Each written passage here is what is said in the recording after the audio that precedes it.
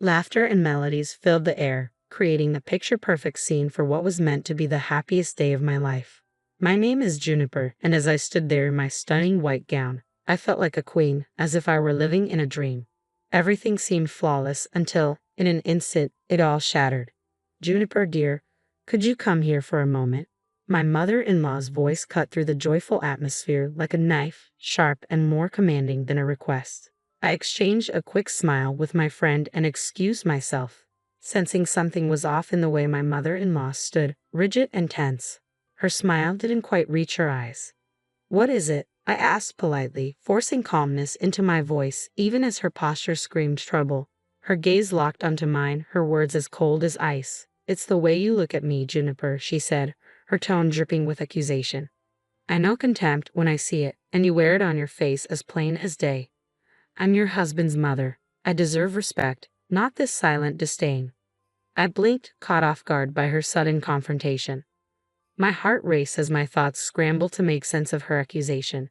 "Ember, I think you're mistaken. I respect you deeply," I replied, bewildered and unsure of the hostility that had sprung up so unexpectedly. She scoffed, her expression hardening. "Respect? Ha! I've seen the way you roll your eyes when I speak. I hear those sighs, Juniper. You act like I'm invisible. You've even managed to turn my son against me."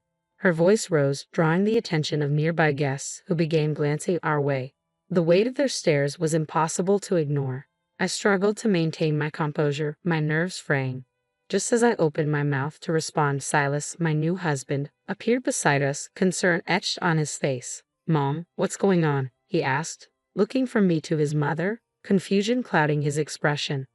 Ember didn't miss a beat, clutching Silas's arm dramatically. "Your wife, Silas. She's been treating me with nothing but disrespect, and today of all days, she's been the worst." Her voice cracked with emotion, tears welling in her eyes. Silas turned to me, disbelief flickering across his face. "Juniper, is this true?" His voice was cautious, as if he couldn't fully grasp what was unfolding. "No, it's not true," I said firmly, striving to keep my tone steady despite the whirlwind inside me. "I've done nothing to disrespect her. She's making this up." Ember tightened her grip on Silas's arm, her tears now flowing freely. "I'm your mother, Silas. Do you think I would lie to you?" she cried, her voice trembling with a mix of anger and heartbreak. Silas's expression shifted, concern morphing into something darker, something I had never seen before. In a swift, shocking movement, he reached down, removed his shoe, and struck me on the head with it. The sound echoed through the stunned silence of the room, freezing me in place. My hand flew instinctively to my scalp, which now throbbed from the impact. Gasps rippled through the crowd, but no one moved. I stood there, motionless, a storm of emotions crashing within me, shock, hurt, betrayal, and anger swirling all at once. For a moment, I was at a loss for words. "How could you?" I whispered, the question not just for Silas but for the universe itself, a plea for understanding. How had things spiraled so far out of control? Realizing what he had done, Silas stammered, "Juniper, I didn't mean it. I was just—" I cut him off, my voice steady despite the tears welling in my eyes. "No, Silas, you've shown me exactly who you are." The sting from his blow paled in comparison to the heartbreak of knowing that the man I had married was capable of such cruelty. Turning away from him and his mother, I faced the guests, many still staring in stunned silence. "I'm sorry you had to witness this," I said, holding my head high despite the chaos swirling within me. "Please enjoy the celebration. I just need a moment alone." Without waiting for anyone to respond, I walked away, my heart heavy with the weight of what had just happened. The music had stopped, and the joyful atmosphere that once filled the room had evaporated, leaving only awkward silence and hushed whispers in its wake. I stepped outside, craving a moment away from the noise and chaos. The cool air hit my skin, grounding me even as my thoughts raced uncontrollably. How had everything gone so wrong? Just moments earlier, I had felt happiness, believing I was beginning a beautiful new chapter in my life. Now, it seemed that chapter had ended before it even began. I found a quiet corner away from prying eyes, trying to collect my thoughts. Ember's accusations, Silas's betrayal, and the judgmental stares from the guests. It all felt like too much to handle at once. I couldn't shake the question lingering in my mind. Could I really stay in this marriage after what had just happened? Could I trust Silas again? Tears stunned my eyes, but I fought them back. Crying wasn't going to solve anything, and I refused to let this moment break me. I needed time to think, to process, and most importantly, to decide how I wanted to move forward. One thing was clear: this was a turning point. My perfect day, the dream I had held onto, was gone, replaced by something darker and far more difficult to face.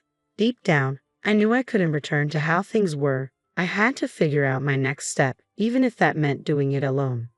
As I made my way back toward the bridal suite, I could hear whispers trailing behind me, swirling like an unwanted shadow.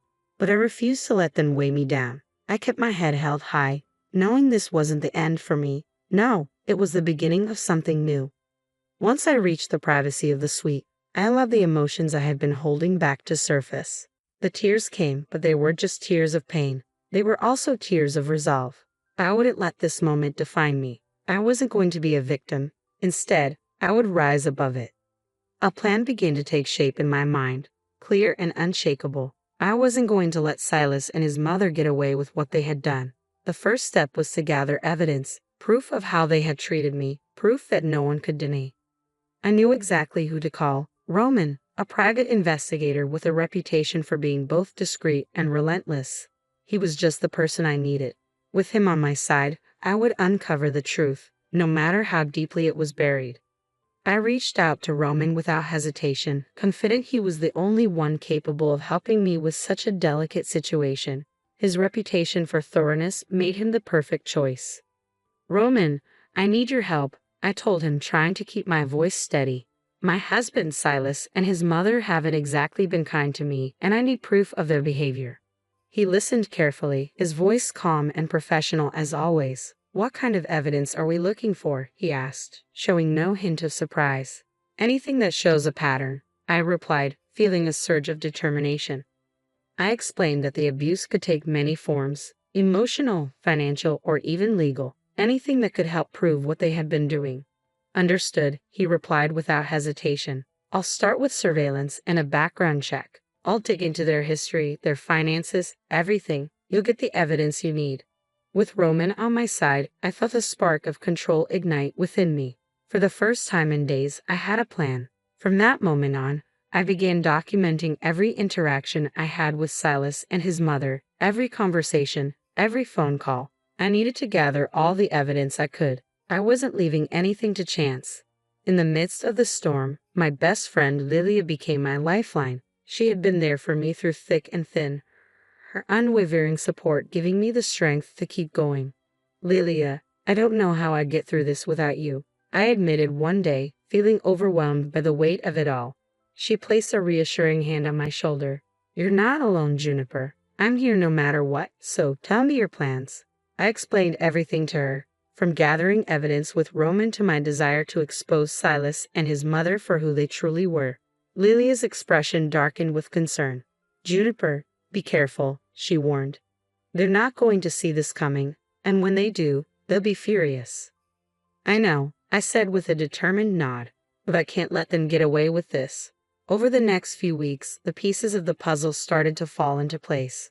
The phone recordings revealed how Silas's tone often shifted from cold to demeaning, his words dripping with subtle threats. Meanwhile, Roman uncovered alarming financial documents that showed just how much control Ember had over Silas's assets. Some transactions seemed shady, hinting at possible fraud lurking between the lines. One evening, Lilia and I sat together, combing through the growing pile of evidence. As we flipped through bank statements and emails, something jumped out at me. "Lilia, look at this," I whispered, pointing to a series of suspicious transfers. "They're moving large sums of money. Where is it all going?" Lilia leaned closer, scanning the emails. "It sounds like they're planning something, but we don't know what yet. We need to connect the dots." I muttered to myself, feeling the weight of everything slowly closing in. This wasn't just about emotional abuse anymore. There was a much larger scheme unfolding beneath the surface. Lilia's eyes widened. "Juniper, this is bigger than we thought," she whispered, her voice laced with both excitement and fear. The more I uncovered, the clearer it became that Silas and his mother were hiding something serious, something illegal. They weren't just toxic, they were entangled in a web of lies and manipulation that surpassed anything I had imagined. With each passing day, my determination grew stronger. I wasn't merely gathering evidence for myself. I was exposing a story of betrayal, deceit, and crime. Silas and his mother had spent years weaving this elaborate web, but now I had the power to unravel it. One day, as I reviewed the documents again, the truth struck me like a bolt of lightning. Lilia, I think they're embezzling funds from Silas's company, I whispered, my heart racing. These documents are incriminating. Lilia's expression turned serious. Juniper, this is dangerous, she cautioned quietly. You need to be careful. They're not going to take kindly to being exposed.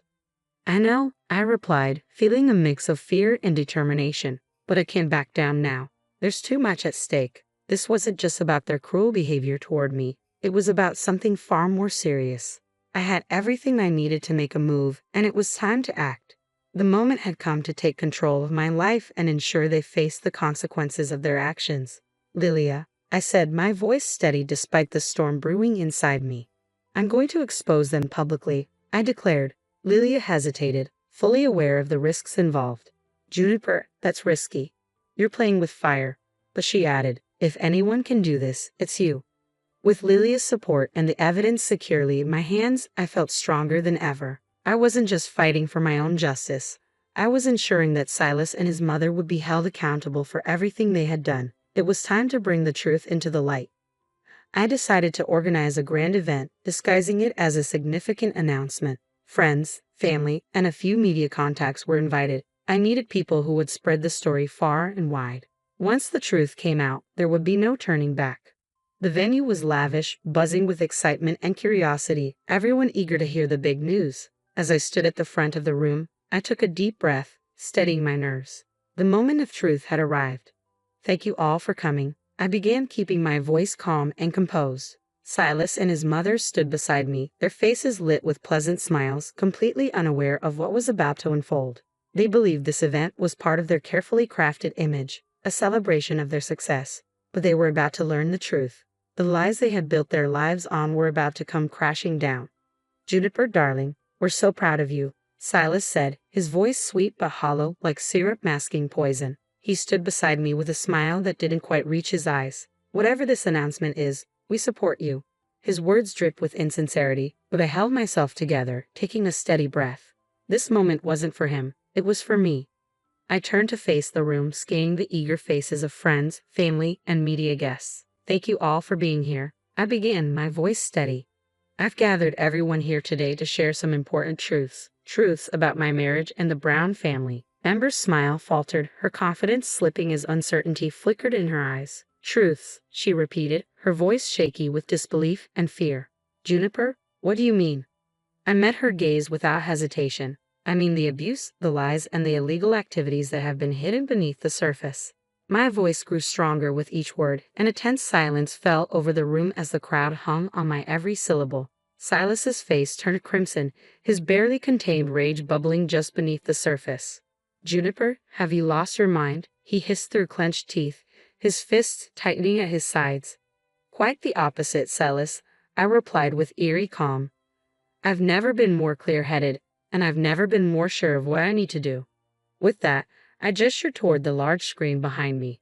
Exhibit A, I announced. A video began to play, showcasing one of Silas's many abusive rants.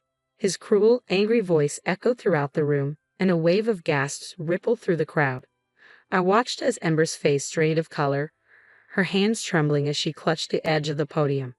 This is only the beginning, I continued, holding up a thick folder brimming with incriminating documents. Here are financial records, evidence of fraud, embezzlement, and lies. Everything you see here proves what's really been going on. Silas stepped forward, panic flashing in his eyes. You can't do this, Juniper, he shouted, his voice caught between anger and desperation. You're ruining everything. I met his gaze without blinking. I'm not ruining anything, Silas. I'm exposing the truth that everyone here deserves to know. Cameras clicked furiously as reporters captured the unfolding drama, while Ember's composed facade shattered, her confidence crumbling under the weight of the revelations. Juniper, please, she whispered, her voice now desperate. Let's talk about this privately. There's no need for this public spectacle. I shook my head firmly. No, Ember. There will be no more private discussions. The time for hiding is over. As I continued to present the evidence, the reactions in the room varied. Some guests looked horrified, others whispered among themselves, and a few simply shook their heads in disbelief. Silas and Ember stood frozen, the masks of respectability they had worn for years now shattered, exposing the truth beneath. "This is my story," I declared, addressing the room with unwavering resolve. "A story of surviving abuse, standing against injustice, and reclaiming my life. I refuse to be a victim any longer." The event ended in a flurry of activity, with reporters swarming around me, firing questions while friends and acquaintances approached to offer words of support. I had done it. I had exposed the truth, standing strong in the face of fear and humiliation. But I knew this was only the beginning. There was still one final battle ahead. The courtroom would be the next step, where everything would reach its conclusion. As I sat in that stark, imposing room, nerves and determination coursed through me. My lawyer sat beside me, confident and prepared to fight for justice. Across the courtroom, Silas and Ember appeared uneasy, their once confident expressions replaced by visible anxiety. The trial began, and my lawyer wasted no time. "Your Honor," he began, his voice steady and authoritative, "we are here today not only to seek a divorce but to bring to light years of emotional and financial abuse that my client, Juniper, has endured." From across the room, Silas leaned toward me, his eyes sharp and desperate. "Juniper, you can't win this," he whispered, his voice low and venomous. "You're taking things too far." I met his gaze with a calm but firm expression. "This isn't about winning, Silas. It's about justice. It's about showing everyone who you really are." The trial pressed on as my lawyer presented the evidence with meticulous precision. He played recordings of Silas's cruel words, displayed financial records exposing fraudulent activities, and painted a vivid picture of the manipulation I had endured. Ember, visibly rattled, attempted to defend herself.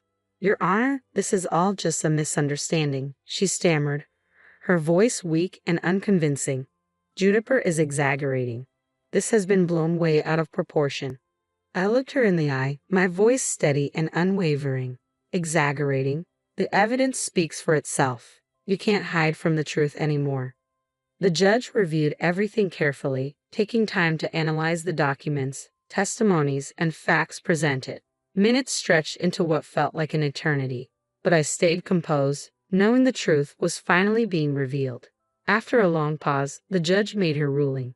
"In light of the overwhelming evidence," she announced, "the court grants the divorce and orders legal action against both Silas and Ember for their conduct." The sound of the gavel striking the bench echoed through the room, marking the end of this painful chapter of my life. Relief and vindication washed over me like a wave. I had stood up to them, fought for justice, and emerged victorious. With the legal battles behind me, I knew it was time to start fresh. I found a small, peaceful home in the countryside, far from the chaos and pain of my past. The quiet surroundings and the beauty of nature provided the space I needed to heal. Sitting on the porch of my new home, a warm cup of tea in hand, I watched the sun dip below the horizon. The gentle rustling of leaves in the breeze and the distant chirping of birds filled the air. For the first time in what felt like forever, I felt at peace. This was my new beginning, a life free from lies, manipulation, and abuse. My journey had been long and difficult, but it was worth every step. I hadn't just survived, I had triumphed. I had found my strength, reclaimed my voice, and now I was free. As the sun set, casting a golden glow across the sky, a small smile spread across my face. The future was uncertain, but it was mine to shape, a future filled with hope, healing, and happiness. This was my story of triumph, a story of a woman who refused to be silenced. I had faced every challenge head-on, stood tall against all odds, and now, finally, I was living a life of freedom and peace.